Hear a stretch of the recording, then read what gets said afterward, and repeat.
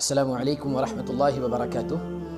ایسا خوبصورت بچہ جس کو اس کی ماں نے اپنے مرنے کے بعد جنم دیا، سنے اور اپنا ایمان تازہ کرے۔ کیا خوبصورت قصہ ہے، اللہ کی قسم ایمان تازہ ہو جائے گا۔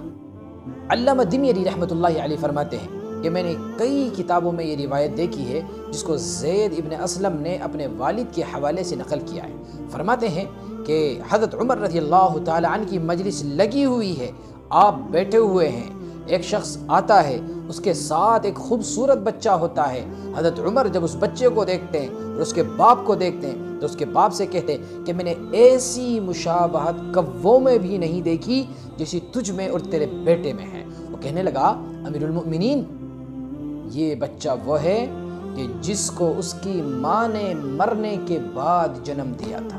یہ سن کر حضرت عمر رضی اللہ تعالی عنہ سیدھے ہو کر بیٹھ گئے اور فرمانے لگے کہ بھئی اس بچے کا واقعہ کیا ہے، ذرا مجھے بھی بتاؤ۔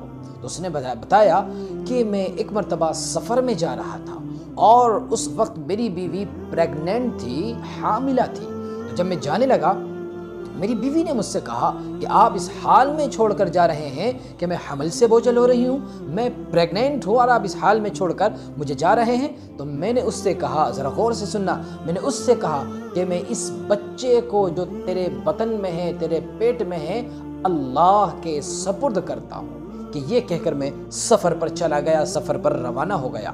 اور کئی سال کے بعد جب میں واپس آیا تو کیا دیکھتا ہوں، گھر کا دروازہ بند ہے اور تالا لگا ہوا ہے۔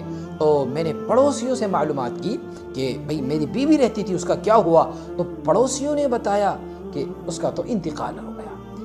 یہ سن کر میں نے انا للہ و انا الیہ راجعون پڑھی اور میں نے پڑوسیوں سے معلوم کیا تو پتہ چلا ایک قبرستان میں ہے۔ میرا چچا زاد بھائی مجھے وہاں لے کر کے گئے میری بیوی کی قبر پر۔ میں بہت دیر تک اپنی بیوی کی قبر پر کھڑا رہا، آنسو بہاتا رہا، روتا رہا، دعائیں کرتا رہا۔ اس کے بعد ہم وہاں سے واپس آنے لگے، وہ میرے چچا زاد بھائی مجھے واپس لانے لگے۔ ابھی ہم چند گز ہی واپس آئے ہوں گے کہ مجھے قبرستان میں ایک آگ نظر آئی، ایک آگ نمودار ہوئی، ایک آگ ظاہر ہوئی۔ میں نے دیکھا تو یہ تو میری بیوی کی قبر سے آگ نکلی تھی، نمودار ہوئی تھی۔ تو میں نے اپنے چچا زاد بھائی سے کہا، بھئی یہ کیا ماجرا ہے؟ کہنے لگے کہ ہم تو روزانہ دیکھتے ہیں کہ یہ آگ اس قبر سے، یعنی بھابی مرحومہ کی قبر سے یہ آگ نمودار ہوتی ہے۔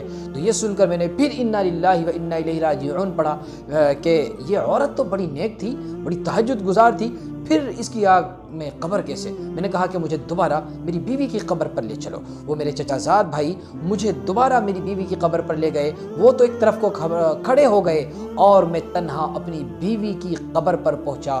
جب قبر پر پہنچا تو کیا دیکھتا ہوں، قبر کھلی ہوئی ہے، بیوی بیٹھی ہوئی ہے اور بچہ اس کے چاروں طرف گھوم رہا ہے، بچہ اس کے چاروں طرف چکر لگا رہا ہے۔ ابھی میں یہ دیکھ ہی رہا تھا کہ غیب سے آواز آئی کہ اے اللہ کو اپنی امانت سپرد کرنے والے، تو نے اس بچے کو اللہ کے سپرد کیا تھا، وہ محفوظ ہے، وہ سیف ہے، لہذا تو اس بچے کو اٹھا لے۔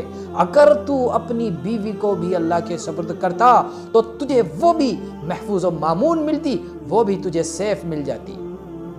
میں نے یہ سن کر اس بچے کو اٹھایا اور جیسے ہی بچے کو اٹھایا قبر بند ہو گئی اور کہنے لگا، اے امیر المؤمنین، اللہ کی قسم کھا کر کے کہتا ہوں یہ واقعہ صحیح ہے۔ بھائیو، اللہ پر بھروسہ تو کرو، اللہ کو پہچانو تو صحیح۔ زندگی کا مقصد اللہ کو پہچاننا ہے۔ جس نے اللہ کو پہچان لیا اس نے زندگی کے مقصد کو پا لیا، جس نے اللہ کو پا لیا اس نے دنیا کی ہر چیز کو پا لیا۔ اللہ سے جڑو، اپنے رب کی طرف واپس آؤ، توبہ کرو اپنی زندگیوں سے، اور جب کوئی کام کرو تو اللہ کے بھروسے اس کو شروع کرو۔ جب کہیں سفر پر جاؤ تو اللہ کی حفاظت میں چھوڑ کر جاؤ۔ پھر جلدی حاضر ہوں گے انشاءاللہ اسی طرح کوئی دوسرے خوبصورت قصے کے ساتھ میں۔ ہمارے چینل سے جڑ جائیں۔ السلام علیکم ورحمۃ اللہ۔